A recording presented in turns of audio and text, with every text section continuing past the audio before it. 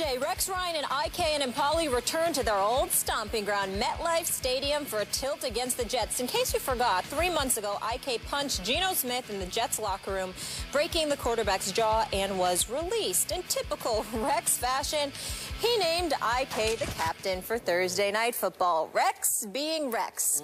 Gip, like, love, or hate the move? Ooh.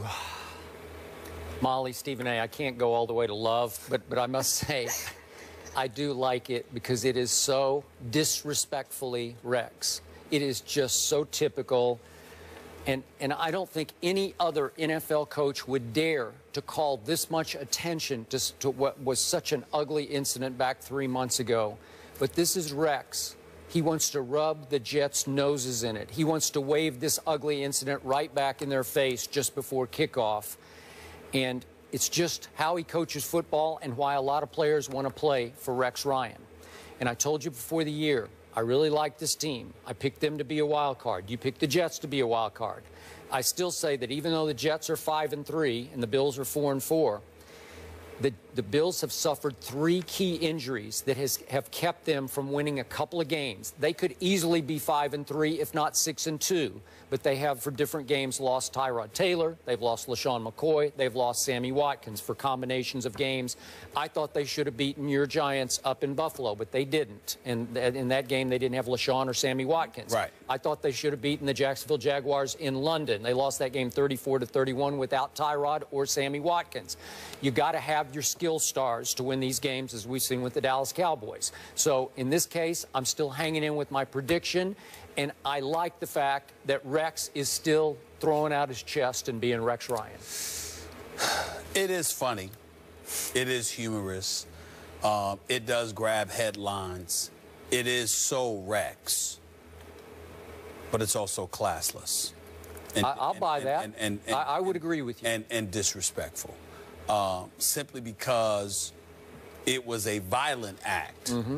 Although I think one, at least to some degree, instigated by Geno Smith, who is the newest fool of the year. Because when you see that boy Enemkpali walking right there in that footage, I just found myself saying, you got in his face? You don't mess with him. You got in his face, Geno Smith? Like, what on earth were you thinking? Yeah. That's just dumb, okay?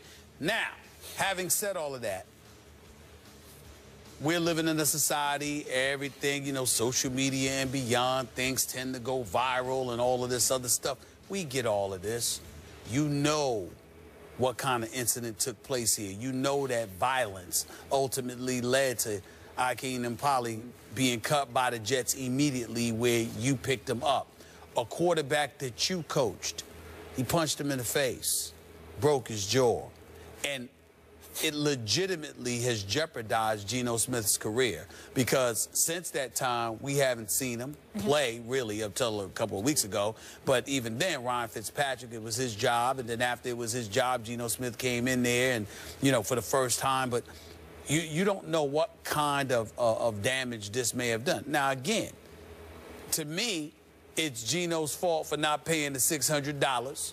You know, and even though I'm not advocating violence, and I'm not saying in any way Enemkpali should have done what he did, if you know you owe the man the money, you're making over $1 million a year, give him his damn money, okay? Especially when you can honor a commitment you made to go to his summer camp where he was advertising you and you know, telling everybody you were going to be there. You know, if you make a commitment and you can't make it, do everything you can to make amends for it. He didn't do that. But Rex knows all of this, and it's just a bad look. As far as I'm concerned, he gets away with it because it's not as bad had it been somebody else.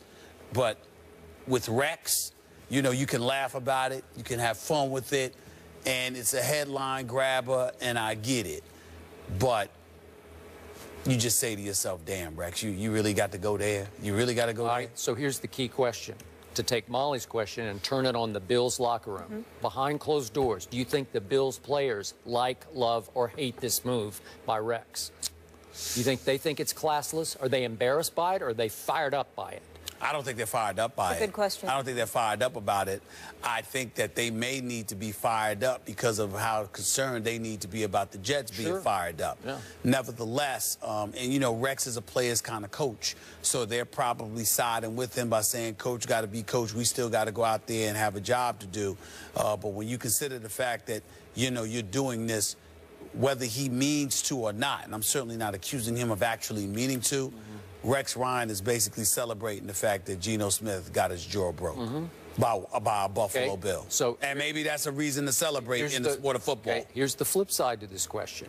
Will this move backfire on Rex and fire up the Jets beyond what they would normally be fired up for this division rivalry? Well, I think so. I'm going to say no. No? I'm going to say no because are they going to have Geno's back over this move, in their face move? I don't think so, because you were the first to say you didn't think anybody really rushed to Geno's defense back in August, right? What I was told. Okay. But the thing about it is that you know Rex is coming at you, and if anything, first of all, Todd Bowles is not going to play into that stuff. You know, he's a no-nonsense kind of guy. But secondly, and more importantly, I think they are hyped because they know that Rex Ryan is coming, and Rex Ryan would love to beat up on the organization. He just finished coaching the previous 6 years, and Tyrod Taylor comes back last week. He connects on 11 of 12 passes. You got 200-yard rushers in LaShawn McCoy and Carlos Williams. They both rushed for over 100 yards against Miami. So when you look at it from that perspective, Buffalo has the potential to hurt you. And if you're the New York Jets, you lose this game, and all of a sudden Buffalo is in a position to snatch that wild card instead of you. And the Jets secondary is banged up. Oh, it is banged up. But my bottom line to this issue is that Rex decided to risk sending him out there as a captain because he knows in the Jets locker room they don't really believe in Geno. So it's not a big risk to start a bonfire in the Jets locker room of, we got our back of our young quarterback. I don't think they do. Okay. One quick question. Does Geno bring the check? You know what? Mike and Mike were joking this year what they would do. And Mike Greenberg was Greeny was talking to Michael Kay. And Michael Kay said, gave him like 3 options. And one of the options were the Jets coming at midfield and bringing a huge, big check for $600. That would be hilarious, which I agree with. But I can't imagine that Todd Bowles is going to play into that nonsense. I don't think so either. And he's not that kind of guy. It's still not a laughing matter. That's how I feel about it. All right, moving on. Speaking of not a laughing matter, the Missouri football team took a stand which led to the resignation of the school's president. What impact will this have moving forward? Ryan Clark will join us for that conversation. Stay here.